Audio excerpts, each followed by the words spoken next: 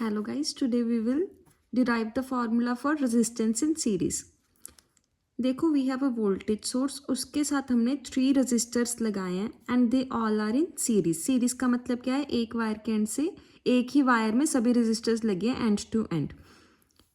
We have to find out the R net. What is R net? Net resistance of the overall system. In series we have to remember one thing: voltage is divided among all of them, but the current remains same in all the resistors. Suppose I current is drawn from this voltage source, तो R1 के पास भी I current जाएगा, R2 के पास भी I जाएगा और R3 के पास भी I ही जाएगा.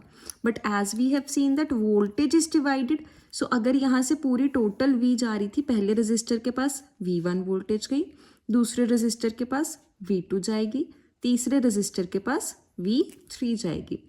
बट इन सब का सम कितना होगा? नेट के बराबर ही होगा, टोटल वोल्टेज के बराबर ही होगा.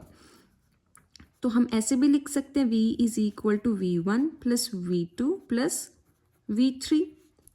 We have already seen a formula that V is equal to IR. तो अब हम यहाँ पर सभी V को सब्सटीट्यूट करेंगे bye there formula. Total voltage के लिए क्या आ जाएगा? टोटल करंट और total resistance.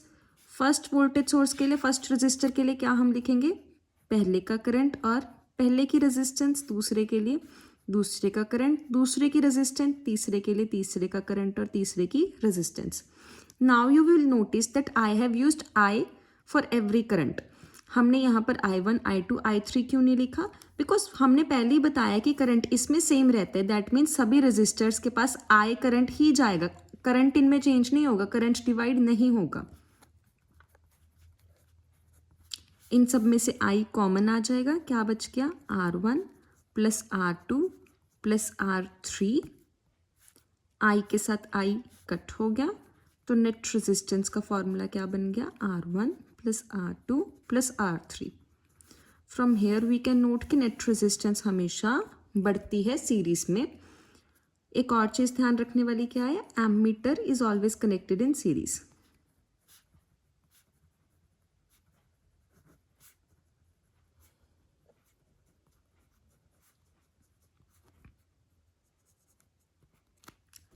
That's it for the today.